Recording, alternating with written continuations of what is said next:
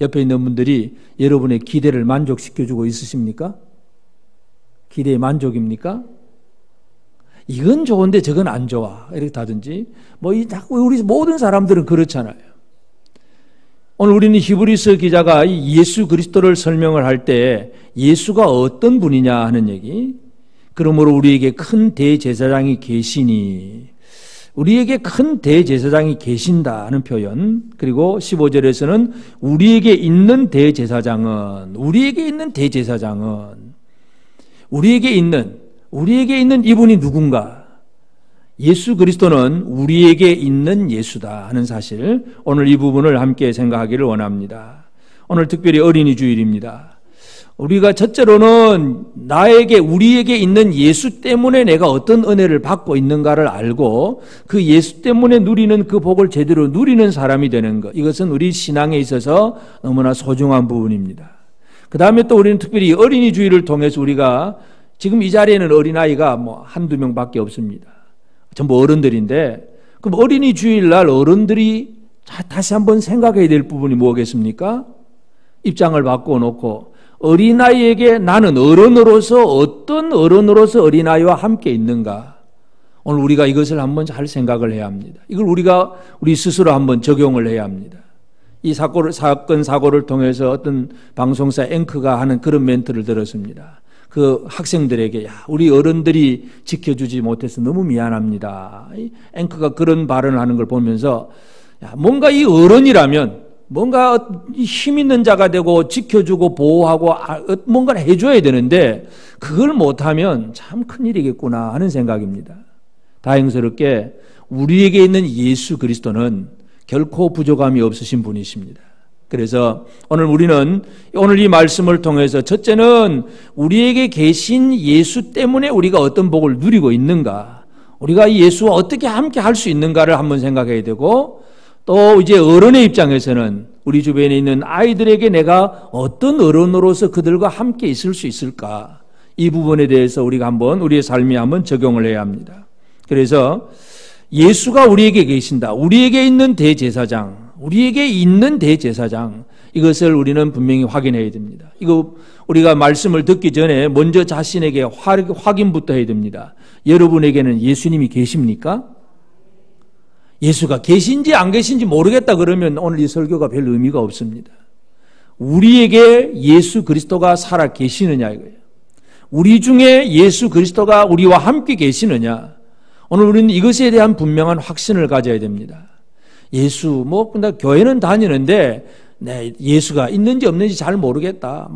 몸도 아프고, 또 피곤하고, 돈도 못 벌고, 못 살고, 힘들고, 내가 주여 불러도 주님은 대답도 없고, 예수님 나와 함께 하는지도 모르겠다.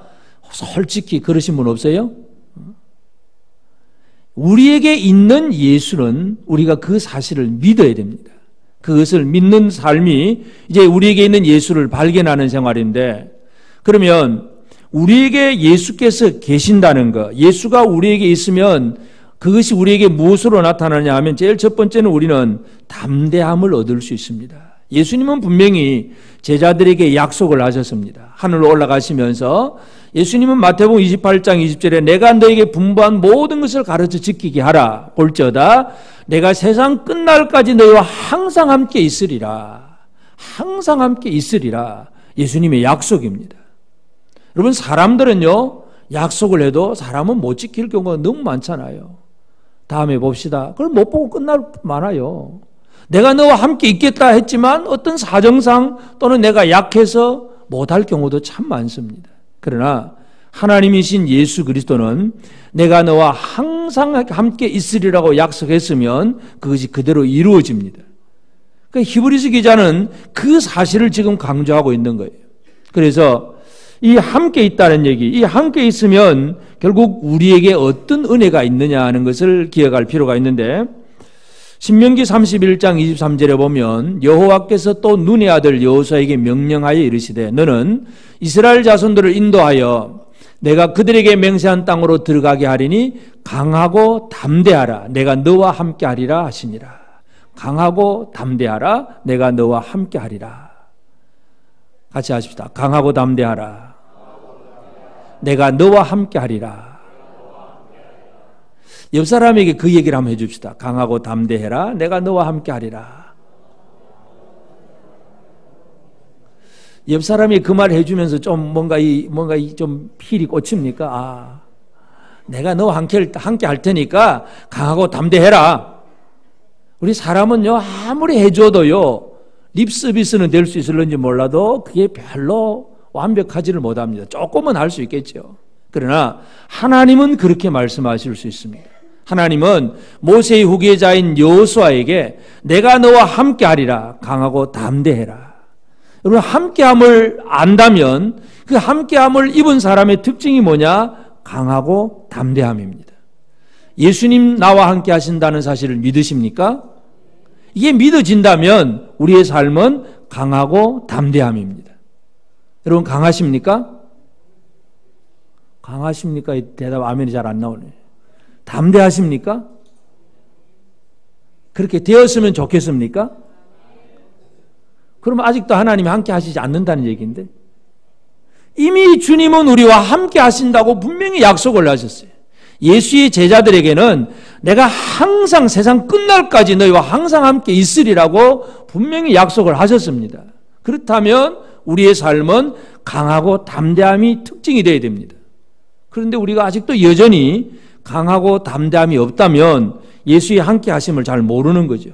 주님이 눈에 뭐 안 보이니까 함께 하는지 안 하는지 이게 확신이 안 되니까 어떤 강한 사탄의 세력이 오면 그 앞에서 두려워하게 되고 연약하게 되고, 어떤 어려운 환경이 들어오면 내 마음속에 그냥 염려, 근심, 걱정, 두려움이 가득 차게 되고, 함께 하심을 모르면 그런 생활을 살 수밖에 없습니다. 함께 하심, 이 예수 그리스도의 함께 하심은 우리로 하여금 강하고 담대한 자로 만드신다는 사실을 기억을 해야 됩니다. 그리고 또 히브리서 기자는 우리에게 있는 대제사장은 우리의 연약함을 동정하지 못하실 리가 아니요 모든 일에 우리와 똑같이 시험을 받으신 이로되 죄는 없으시니라. 예수는 이 땅에 육신을 입고 오셔서 우리와 똑같은 시험을 받으셨다는 얘기입니다. 우리의 고통, 아픔, 슬픔, 많은 힘든 일, 괴로움, 버림받음, 배신당함, 수치스러움을 당하는 것, 모든 조롱과 욕을 예수님은 다 당하셨습니다. 육신을 입고. 이 얘기는 뭐냐 하면 우리를 동정하실 수 있는 분이다 하는 얘기입니다. 우리가 어떤 사람의 아픔을 이해하려면 우리가 뭐 옆에서 그냥 아이고 참 안 됐습니다, 뭐 위로의 말은 던져줄 수 있을는지 몰라도 그 아픔을 직접 겪어보지 못한 사람은 진짜 그 마음을 이해를 못해요. 이거 어쩔 수가 없는 겁니다. 내가 모르니까. 이론적으로 지식적으로는 그 사람이 참 마음이 아프겠다 슬프겠다는 얘기가 되지만 내가 당해보지 않으면 그 아픔을 이해하기가 힘듭니다. 예수님이 왜 육신을 입으셨느냐? 우리가 가지고 있는 모든 문제를 동정하실 수 있는 분, 모든 것을 다 체험하신 분입니다. 여러분이 가지고 있는 괴로운 일, 예수님은 그보다 더 괴로운 일을 당하셨습니다. 여러분이 가지고 있는 아픔, 예수님은 그보다 더 아픔을 가지셨습니다. 여러분이 가지고 있는 외로움, 그보다 더 큰 외로움을 예수님은 다 당하셨습니다. 그래서 우리 육신의 몸을 입으신 예수님은 우리를 동정하지 못하실 뿐이 아니란 얘기죠. 우리를 이해하고 동정하고 또 우리와 함께 하시는 분이 되었는데, 그래서 이 예수님의 함께 하심을 위해서 요한복음 1장 14절에서 말씀이 육신이 되어 우리 가운데 거하심에 우리가 그의 영광을 보니 아버지의 독생자의 영광이요 은혜가 진리가 충만하더라. 말씀이 육신이 되었다는 얘기. 육신이 왜 되느냐? 우리 육신의 모든 고통을 예수님이 직접 체험을 해보신 거예요. 죽음의 두려움, 얼마나 이 죽음의 두려움을 느꼈으면 아버지여 할만하시거든 이 잔을 내게서 옮기시옵소서. 이 말이 뭐냐 하면 두려움을 느꼈기 때문에 그 말이 나오는 거예요. 예수님은 아무것도 모르는 분이 아닙니다. 인간의 모든 것을 다 속속들이 체험하셨기 때문에 우리에게 있는 예수는 그냥 우리에게 어떤 예수로 그냥 왔다 갔다 하는 그런 분이 아니라 우리의 모든 처지와 형편, 우리 마음과 생각까지라도 다 알고 느끼고 공유하고 이해해 주시는 분이 예수님이고, 이 예수님이 우리와 함께 하신다는 사실, 오늘 우리는 이것을 기억해야 됩니다. 나를 이해해 주는 분이 계신다는 것은 내게 있어서 내가 아무리 힘들고 어려워도 똑같은 처지와 입장을 당하면서 그 이해해 주는 그분이 나와 함께 있으면 그것이 우리에게 큰 위로가 되고 힘이 됩니다. 내가 너와 함께 하리라 그랬는데 그 함께 하는 분이 나의 고통을 알지도 못하고 내가 아픔을, 내가 어떤 문제를 가지고 있는데 그 문제에 대해서 전혀 감각이 없는 분 같으면 별로 사람들이 감동이 없어요. 근데 예수 그리스도는 인간의 육체를 입고 모든 고난을 다 겪으셨기 때문에 우리의 연약함을 동정하지 못하실 리가 아니다. 그렇게 분명히 말씀합니다. 그래서 예수 그리스도로 말미암아 우리는 우리의 모든 처지가 이해해 주시는 분이 계신다는 사실을 여러분이 믿으시길 바랍니다. 나의 모든 입장, 내 모든 아픔, 내 모든 문제를 남들은 몰라도 오직 예수님은 다 알아주신다. 이것이 우리에게 주신 주님의 복입니다. 그리고 이제 우리에게 있는 이 예수로 말미암아 우리가 어떤 은혜를 누리게 되느냐? 16절 그러므로 우리는 긍휼하심을 받고 때를 따라 돕는 은혜를 얻기 위하여 은혜의 보좌 앞에 담대히 나아갈 것이니라. 나아갈 것이니라. 예수 때문에 우리가 누릴 수 있는 것은, 함께 계신 예수님 때문에 우리가 할 수 있는 것은 은혜의 보좌 앞에 담대히 나아가는 일.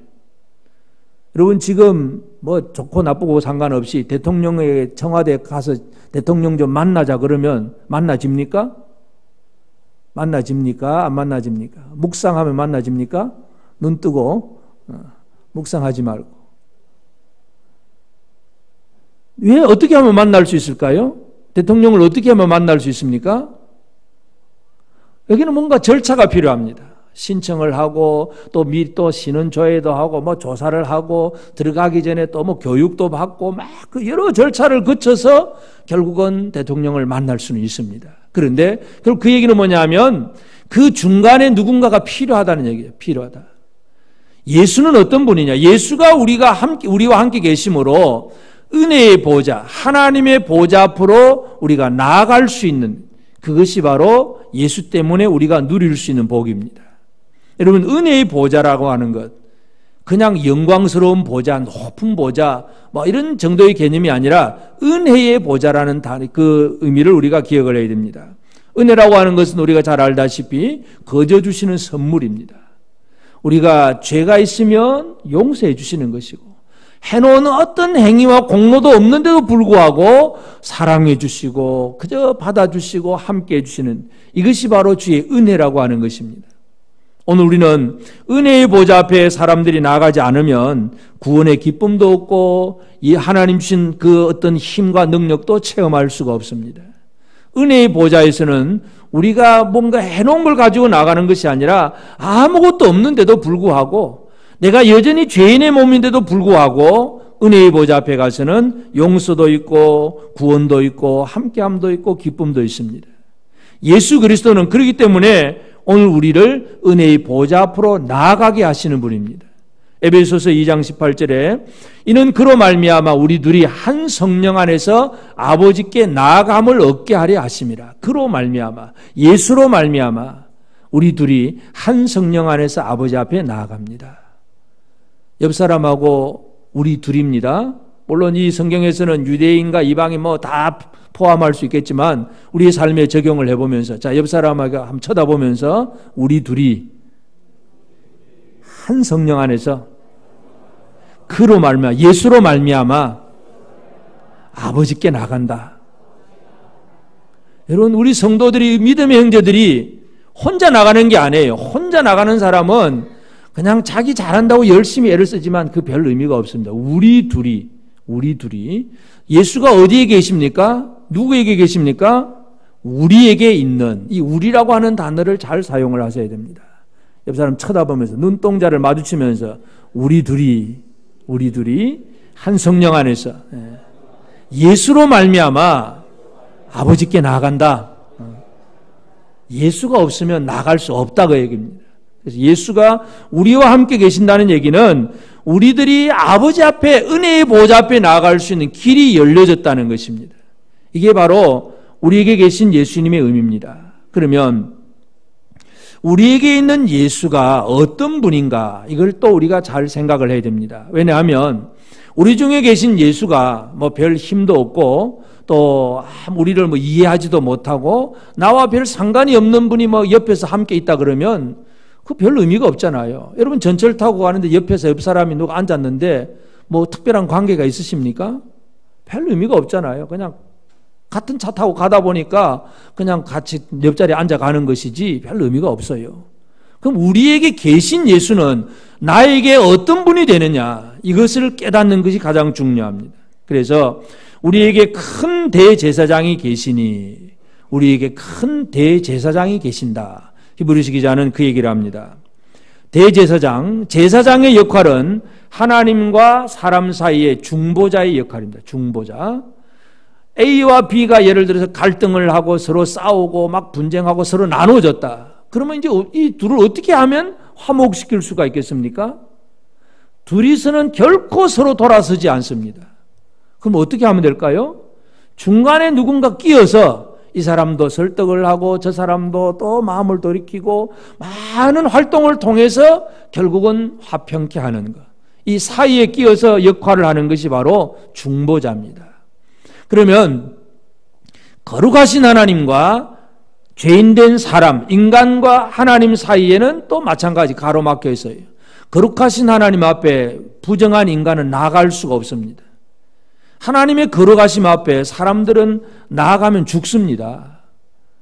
모세에게 하나님께서 십계명을 써주실 때에 그 시내산에 강림을 하시는데 그 하나님이 시내산 강림할 때 백성들이 그 산 기슭에 나오지 못하도록 다 둘러 막았어요. 왜냐하면 하나님이 임재하시는 곳에 사람이 나오면 죽습니다. 가까이 갈 수가 없어요. 그래서 하나님과 사람 사이에 필요한 것은 바로 중간을 연결하는 중보자가 필요했다는 것입니다. 그래서 제사장의 역할은 뭐냐? 바로 중보자의 역할입니다. 백성들이 소나 양을 가지고 하나님 앞에 예배를 드리러 나옵니다. 그럼 백성들은 제물 끌고 나와서 그 제물의 머리에 안수하고 그거로 끝이에요. 그러면 제사장이 그 제물 가려다가 제물을 소나 양을 잡아서 피 흘리고 그다음에 제단 위에 또 불 사르고 또 백성을 위해서 속죄의 기도도 하고 이 사람의 모든 문제를 가지고 하나님 앞에 나아가는 것이 제사장의 역할이에요. 그 다음에 또 제사장은 하나님의 그 용서와 하나님의 복을 가지고 백성들에게 나아가서 하나님 너와 함께 하실지어다 하는 이 축복의 말을 하는 것도 제사장의 역할이에요. 사무엘의 어머니 한나가 열심히 기도했잖아요. 막 얼굴이 붉어질 정도로 막 술을 마신 것처럼 아주 뭐 붉어질 정도로 열심히 기도했는데 제사장 엘리가 처음에는 술 취한 여자인 줄 알고 실수를 했지만 결국 제사장이 해주는 말이 뭡니까? 하나님이 네 기도를 들으셨다. 하나님이 네 기도를 들으셨다. 이 말씀을 선포해 주는 것이 제사장 역할이에요. 그러니까 제사장은 사람들의 문제는 하나님께로 가져가고 하나님의 응답과 하나님의 말씀은 사람들에게로 갖다 주고 이 중간 역할이 바로 제사장입니다. 우리에게 계신 예수님이 어떤 분이라고요? 하나님과 나 사이를 연결시켜주는 중보자라는 사실. 그런데 여기 히브리서 기자는 그 중에 대제사장인데 아주 위대하고 너무나 크고 놀라운 분이라는 그런 의미에서 큰 대제사장이다 그렇게 표현합니다. 물론 대제사장이라는 대자도 큰 대자예요. 근데 또 더 위대하고 높으신 큰 대제사장이다. 그만큼 예수를 소중하게 표현하고 있는 것을 알게 됩니다. 우리는 우리 중에 계신 예수님, 우리에게 있는 예수가 어떤 분인가를 다시 한번 기억해야 됩니다. 예수 때문에 우리는 하나님 아버지 앞에 나아갈 수 있는 사람이 되었습니다. 이 예수가 없으면 하나님 앞에 나아갈 길이 없습니다. 그래서 예수는 큰 대제사장이다 그렇게 표현하고 그 다음에 또 이 히브리 기자는 승천하시니라고 표현을 합니다. 승천이라는 말은 하늘로 올라가셨다는 얘기죠. 예수님이 하늘에서 이 땅으로 내려오셔서 3년 반 사역을 하시고 십자가에 달려 죽으시고 부활하신 다음에 그 다음에 40일 만에 이제 하늘로 올라가십니다. 승천하시니. 이 승천의 개념이 뭔가를 잘 이해해야 됩니다. 승천이라고 하는 것은 히브리서 9장 24절에 보면 그리스도께서 참끝의 그림자인 손으로 만든 성소에 들어가지 아니하시고 바로 그 하늘에 들어가사 이제 우리를 위하여 하나님 앞에 나타나시고 인간 제사장들은요, 사람이 된 대제사장, 율법 속에 있는 대제사장들은 사람의 문제를 가지고 사람이 지어놓는 그 성전, 천막 속에 지성소에게 그 안으로 들어가는 것이 인간 대제사장이에요. 그럼 예수는 어떤 분이냐? 그림자 같은 그 성소가 아니라 바로 하늘에 들어가서 참끝의 그림자인 그 손으로 맞는 것이 아니라 바로 하늘 성소로 들어가셨다. 하늘 성소로 들어가는 것이 바로 예수님의 성천이에요. 그러니까 대제사장은 대제사장인데 가만히 앉아있는 대제사장이 아니라 백성의 모든 문제를 가지고 하나님의 지성소로 들어가신 분이 바로 예수 그리스도고 그분이 바로 성천하신 분입니다. 예수의 성천은 우리의 모든 문제를 가지고 하나님 앞으로 들고 나아가시는, 이 땅에서 모든 사역을 다 이루고 올라가시는 예수님의 그 사역 마지막 결론이 바로 성천입니다. 그래서 오늘 우리 중에 어떤 분이 계시느냐? 내 문제를 가지고 하늘로 올라가시는 그분이 계신다. 여러분 이것을 믿으셔야 됩니다. 내 모든 문제를 들고 참끝의 그림자인 이 땅에 있는 성소에 들어간 게 아니라 참 하늘에 바로 들어가셨다. 예수 그리스도는 내 모든 문제를 가지고 하늘로 올라가신 분이라는 사실입니다. 그래서 성천은 우리의 모든 것을 하늘 성소에 들고 가신 그런 분이고, 그래서 또 이 성천하셨다는 얘기는 예수의 성천하심을 통해서 또 뭐가 이루어지느냐 하면 베드로전서 3장 22절에 보면 그는 하늘에 오르사 성천하셔서 하나님 우편에 계시니 천사들과 권세들과 능력들이 그에게 복종하느니라. 천사들, 권세들, 능력들이 예수께 복종합니다. 승천하면 이게 모든 영광, 내려놓았던 영광을 다시 회복하는 것이기 때문에 모든 천사와 땅의 모든 권세들이 예수께 복종할 수밖에 없습니다. 우리에게 있는 예수가 어떤 분이십니까? 힘없는 예수가 아니란 얘기예요. 여러분, 우리에게 있는 분이 힘없는 분이라 그러면 어떻게 됩니까? 물론 저 인간적인 정으로 이거 뭐 있어서 좋다 하는 그런 개념은 되겠지만, 뭔가 문제가 생기고 뭐 힘들어지고 어려우면 뭔가 도움을 받아야 되는데 오히려 그분도 도움을 줄 수가 없다면 참 이건 난감하지요. 우리 어른들, 연로하신 분들 속에 그런 얘기 하잖아요. 막 자녀들에게 끝까지 돈은 끝까지 물려주지 말라고. 왜 돈을 쥐고 있으라 그럽니까? 그 힘으로 생각하기 때문에 힘. 실제로 또 그런 일들이 많잖아요. 그냥 부모가 힘없다고 생각하면 무시합니다. 별로 안 좋은 자녀들이 문제긴 하지만 진짜 효를 가진 사람들 그렇게 해서는 안 되지요. 근데 부모가 막 돈도 있고 뭔가 좀 힘도 있다 싶으면 자녀들이 어떻게 합니까? 그 앞에서 아주 잘하는 척 또는 잘하고 있거나 잘하는 척 하거나 막 할 수밖에 없어요. 왜냐하면 그 힘을 빌려야 되니까. 자녀들이 부모 힘을 빌려야, 힘 있는 자를 빌려야 돼, 힘. 그러니까 이 마지막까지 이 나이 많으신 분들이 힘을 잃어버리면 이게 참 큰일인 것 같아요. 그래서 돈을 준비하라 그런 개념은 아니고 진짜 영적인 권위를 가진 부모가 돼야 됩니다. 영적인 힘을 가지고 있어야 비록 돈은 없지만 자녀들을 위해서 축복 기도도 해줄 수 있고 자녀들의 모든 삶을 진짜 책임져주고 나갈 수 있는 그런 힘을 가진 부모가 되는 게 너무 중요합니다. 근데 예수의 힘은 조금 어떤 힘 정도가 아니에요. 예수의 힘은 어떤 힘입니까? 모든 천사들, 모든 권세들, 능력들이 그에게 복종할 수 있는 최고의 힘을 가진 분이 바로 우리에게 계신 예수님입니다. 이게 우리에게 얼마나 힘이 됩니까? 나와 함께 계신 예수님은 너무나 놀랍고 큰 힘을 가지셨다는 사실을 기억해야 됩니다. 그리고 큰 대제사장 승천하시니 그 다음에 곧 하나님의 아들 예수시라. 하나님의 아들이라고 하는 표현을 한 번 더 사용을 합니다. 왕에게 보면 왕에게는 아주 충성스러운 신하가 있습니다. 일을 잘하는 왕의 신하들. 그 다음에 그 왕과 함께 늘 대화하고 왕과 함께 어떤 지혜를 나누고 담소를 하고 뭐 생각을 나눌 수 있는 왕의 친구들이 있습니다. 그 다음에는 왕의 아들들이 있습니다. 여러분은 왕이신 예수님에 대해서 관계가 어떠한가를 잘 이해하셔야 됩니다. 그냥 열심히 시키는 대로 일하는 신하의 입장인가?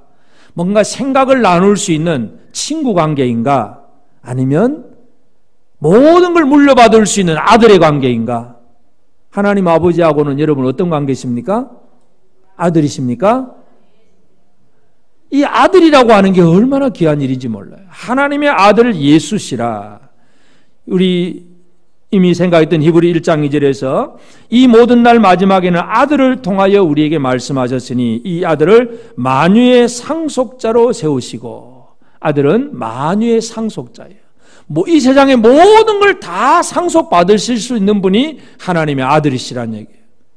우리에게 계신 예수가 어떤 분인가를 우리는 다시 한번 기억해야 됩니다. 너무나 크고 놀라운 일이라서 여러분, 우리가 이 감이 안 잡히는 분들도 있겠지만 예수는 큰 대제사장이고 승천하신 분이고 하나님의 아들이십니다. 믿으십니까? 그분이 누구와 계신다고요? 누구하고? 우리라고는 단어를 쓸 때는 옆 사람을 쳐다보면서 얘기합니다. 예수님이 누구와 함께 계신다고요? 쳐다보면서 우리와. 이 우리에게 계신 예수, 이것을 우리는 분명히 기억해야 됩니다. 그래서 예수 그리스도는 우리에게 놀라운 은혜를 주실 수 있는 분으로 함께 계시기 때문에 이제 우리에게 해야 될 일이 뭐냐? 은혜의 보좌 앞에 담대히 나아가라 하는 말씀입니다. 그래서 우리에게 있는 예수로 말미암아 우리는 은혜의 보좌 앞에 나아가야 되는데, 이제 이 보좌 앞에 나아가는 길을 어떻게 해야 되느냐? 은혜의 보좌 앞에 나아가는 길은 다른 길은 없습니다. 오직 예수밖에 없습니다. 다른 길은 없습니다. 사람이 아무리 뛰어나고 훌륭한 사람이 있어도 그 사람을 통해서 은혜의 보좌 앞에 나가지는 못합니다. 천주교는 이 길을 여러 개를 만들어 두어서, 예수도 물론 얘기를 합니다. 근데 예수는 제1중보. 그 다음에 예수께 나가려면, 우리가 예수님 앞에 나가려면 그것도 좀 잘 안 될 것 같으니까 예수님의 어머니 마리아를 통해서 예수께로 나아가고, 그것도 좀 뭔가 우리가 좀 이 간격이 넓다 싶으니까 옛날에 아주 신앙생활을 잘했던 그런 사람들, 그를 예를 들어 성자라고 하는 어떤 명칭을 부여해 놓고 성 베드로의 이름을 가지고 나아가고 성 요한의 이름으로 나아가고, 길을 많이 만들어 두어서 길을, 이게 천주교예요. 성경은 그것이 없습니다. 성경은 오직 예수. 예수는 어떤 분이십니까?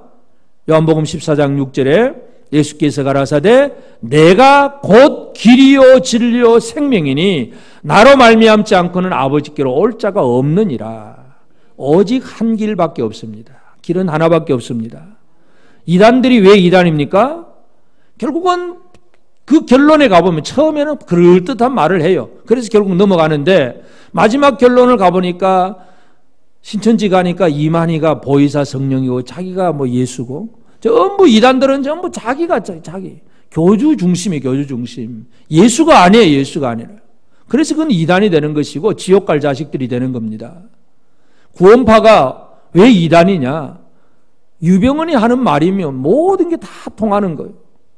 예수가 통해야 되는데 그 교단 교주의 말이 그냥 모든 걸 지배하는 그런 말이니까. 그런 단체가 바로 이단이고, 그것 때문에 우리나라가 지금도 이렇게 힘들어요. 그래서 저는 이번 사건을 보면서 우리 한국 교회가 좀 더 정신을 차려야 되겠구나, 그 생각을 많이 해봅니다. 제가 노예 가서도 그런 설교를 했는데, 이 모든 문제의 핵심이 뭐냐? 결국은 영적인 문제예요. 우리가 선장이 그럴 수 있냐, 선원이 그럴 수 있냐 막 얘기하지만 결국 그런 사람을 만들어 놓은 것은 결국은 구원파 이단이고, 그럼 구원파 이단은 왜 생겼느냐? 교회가 교회답지 못하니까 성경 공부하자, 어디 가면 하자, 결국 교회가 말씀으로 제대로 훈련되지 않으니까 청년들이 옆으로 살살 빠져나가고, 그게 결국 전부 이단이 되어버리잖아요. 그래서 이런 것들을 바라보면서 그냥 어른으로서 참 미안하다는 개념이 아니라 진짜 한 사람의 목사로서 진짜 말씀을 제대로 가르치지 못하면 이런 이상한 사람들이 많이 생기게 되고, 그를 통해서 이상한 일들이 벌어지게 되는데 이건 전부 우리 책임이다. 우리는 다시 한번 생각할 필요가 있습니다. 그래서 참 우리는 이 예수밖에 없는데 사람들은 많은 길들을 만들어 놔요. 우리가 은혜의 보좌 앞에 나가는 길은 오직 예수밖에 없습니다. 예수 이름으로, 예수께 주신 그 이름을 들고 하나님의 보좌 앞으로 나아가는 것, 이것이 바로 오늘 우리가 갈 수 있는 유일한 길이고 가장 복된 길이고 진짜 튼튼한 길입니다. 이 길을 벗어나서는 하나님 아버지 앞에 나아갈 수 있는 사람은 아무도 없습니다. 오늘 우리는 이 사실을 분명하게 기억을 해야 됩니다. 그 다음에 우리는 예수가 승천하신 분이에요. 하늘에 올라가신 분. 우리가 이 땅에 있습니다. 이 땅에 있으면서 은혜의 보좌 앞에 어떻게 나아갑니까? 은혜의 보좌도 여전히 하나님이 하늘에 계시잖아요. 하늘에 계신 은혜의 보좌 앞에 땅에 있는 사람이 어떻게 나아갈 수 있겠습니까? 바로 이것은 이 땅을 살면서, 이 땅에 살지만 하늘에 승천하신 예수 그리스도, 그 하늘의 그 모든 것들이 오늘 나의 것이 되는 것. 다시 말해서 좀 더 쉽게 표현한다면 내가 이 땅을 살지만 하늘나라 사람으로 사는 것입니다. 하늘나라 사람. 사도 바울을 보면 사도 바울이 살던 그 시대는 로마가 온 세계를 지배합니다. 그래서 이 로마가 세계를 지배할 때 여러 민족들을 많이 다 이제 다스리고 있는데 로마 시민권을 가지는 시민권 문제가 사도행전에 보면 몇 번 나옵니다. 로마 시민권을 가진 사람을 함부로 체포하거나 매를 때리면 할 수가 없습니다. 죽을 수가 없습니다. 그 사람은 오히려 더 벌을 받습니다. 로마 시민권은 그 당대에 있어서 아주 큰 특권입니다. 그래서 바울이 매를 맞을 때에 그 자기를 때리려고 하는 그런 군사들에게 너희가 아무 재판도 없이 내가 로마 시민권 가졌는데 나를 때리려고 하느냐 하니까 군사들이 깜짝 놀래가지고 천부장해가지고 보고를 해가지고 이 사람 시민권 가진 사람인데 어떻게 할까요? 하니까 금방 와가지고 막 풀어주면서 막 이거 뭐 이렇게 해봅니다. 시민권은 대단한 특권이에요. 그 당시에. 이 시민권은 그래서 바울이 마지막에 죽을 때도 아주 십자가라든지 어떤 화형을 당한다든지 고통스러운 게 아니고 그냥 그 사람들이 가장 잘못한 죄를 지었다고 하면 막 십자가 처형까지 하는데 로마 시민권을 가졌기 때문에 그냥 목을 그냥 당장 쳐 죽이는 그런 정도밖에 안 합니다. 단칼에 죽이는 거, 고통 없이 죽이는 거. 시민권은 그 당시에 있어서 특권이에요. 그런데 바울은 로마 시민권을 가진 것 가지고 자랑하지는 않습니다. 그거 가지고 한두 번 써먹긴 했지만 그것이 그의 자랑거리는 아니었어요. 그럼 바울의 자랑거리는 뭐겠습니까? 빌립보서 3장 20절에 보면 그러나 우리의 시민권은 하늘에 있는지라 거기로부터 구원하는 자 곧 주 예수 그리스도를 기다리노니. 사도 바울은 나는 하늘나라 시민이다. 하늘나라 시민권 가진 사람이다. 이것을 바울은 고백합니다. 땅의 사람들이 알아주든 안 알아주든 그것 때문에 그저 죽임을 당하든 말든 아무 상관없이 나는 로마 시민권 가지고 이거 자랑하지 않겠다. 나는 하늘나라 시민이다. 이것을 사도 바울이 강조합니다. 이게 뭐냐 하면 이 땅에 살지만 하늘나라 사람으로 사는 것입니다. 여러분, 이 땅을 살지만 어떤 사람으로 살아야 되겠습니까? 하늘나라 사람이십니까? 여러분 영적 주민등록증 주소가 어디십니까? 하늘나라입니까? 인천광역시 부평구 몇 번지 이 얘기가 아니라 내 주소가 어디냐, 내 주소가. 나는 하늘나라 사람이다. 하늘나라 사람의 특징이 뭐겠습니까? 옆 사람이 하늘나라 사람인가 한번 쳐다보십시오. 하늘나라 사람 같아 보입니까? 우리가 미국 사람이 우리나라에서 산다고 하더라도 예를 들어서 시민권을 가지고 미국 시민권을 가지고 우리나라에서 살면 살 수는 있어요. 살지만은 법은 어떤 법으로 적용되고 보호를 받냐면 미국 나라의 법에 보호를 받습니다. 예를 들어서 저 용산에 미군 기지가 있잖아요. 그 기지 안에는 미국 땅과 똑같아요. 미국 사람들이 그 안에서 무슨 짓을 하든 한국 사람이 한국의 법이 그걸 미치지를 못합니다. 어떻게 해볼 도리가 없어요. 우리가 이 땅을 어떻게 살아가야 되느냐? 하늘나라 법대로 살아가야 하늘나라 사람입니다. 하늘나라 법대로 사십니까? 또 아멘 안 하시네요. 하늘나라 법대로 사십니까? 하늘나라 사람들은 하늘나라 법으로 사는 것입니다. 말씀이고 그게 우리에게 준 계명이고 왜 우리가 말씀을 지켜야 되느냐? 우리가 이 땅에서 하늘나라 사람으로 살기 위해서입니다. 그래서 우리에게 계신 예수 그리스도는 승천하신 대제사장이신 그 하늘에 계신 분하고 내가 같이 살려고 하면 우리 이 땅에서 하늘나라 사람으로 살아가야 됩니다. 사도 바울처럼 우리의 시민권은 하늘에 있는지라. 이 확신을 가지고 하늘나라 사람으로 사는 것이 중요합니다. 그래서 우리의 소망을 하늘에 둬야 되고 땅의 어떤 욕심을 버려야 되고 하늘의 소식을 이 땅에 자꾸 다른 사람에게 하늘 얘기를 해주고 하늘나라 사람은 자기 나라 이야기를 할 수밖에 없잖아요. 우리나라 이야기를 막 해줘야 됩니다. 여러분 제가 가끔 해외에 나가면 사람들이 막 물어봅니다. 한국이 어떤 나라냐고. 그러면 제가 해줄 수 있는 얘기 뭐겠어요? 내 개인적인 얘기는 별 의미가 없어요. 우리 한국, 대한민국이라고 하는 나라가 어떤 나라냐? 뭐 도시는 어떻게 생겼고, 뭐 기후는 어떻고, 뭐 물은 어떻고, 뭐 전부 궁금한 거 전부 우리나라 얘기해 줄 수밖에 없어요. 여러분, 이 땅을 살면서 하늘나라 사람들은 다른 사람들에게, 이 땅을 사는 사람들에게 무슨 얘기를 해줘야 됩니까? 하늘나라 이야기, 천국 이야기를 해줘야 되잖아요. 근데 문제는 뭡니까? 내가 천국을 모른다는 것. 하늘나라 사람이라고 생각은 하지만 하늘나라를 모른다는 것. 이것이 우리의 문제잖아요. 하늘나라를 아는 일에 열심을 해야 됩니다. 말씀 통해서. 이 말씀이 하늘나라 다 보여주신 거예요. 하나님 나라가 무엇인지, 어떤 것인지. 그 얘기를 사람들에게 계속 들려줄 수 있는 사람이 바로 하늘나라 사람으로 사는 것입니다. 그리고 우리는 마지막으로 우리라고 하는 단어, 이걸 잘 기억을 해야 됩니다. 나와 함께 계신 예수님이 아니라 우리에게 계신 예수님. 마태복음 18장 19절 20절에 보면 진실로 다시 너에게 이르노니 너희 중에 두 사람이 땅에서 합심하여 무엇이든지 구하면 하늘에 계신 내 아버지께서 그들을 위하여 이루시게 하리라. 두세 사람이 내 이름으로 모인 곳에는 나도 그들 중에 있느니라. 두세 사람이 예수 이름으로 모이면 그들 중에 예수님이 함께 하시는 거예요.